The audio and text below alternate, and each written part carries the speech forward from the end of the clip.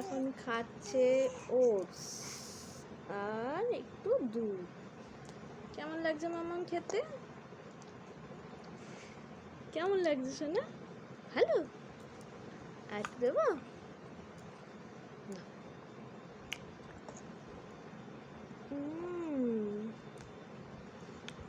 ভালো লেগেছে ওর।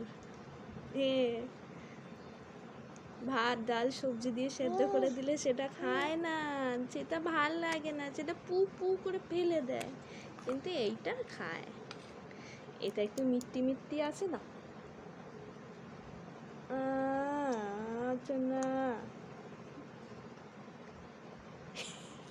খাচ্ছে দেখো, পুকলি মাসি খাচ্ছে দেখো।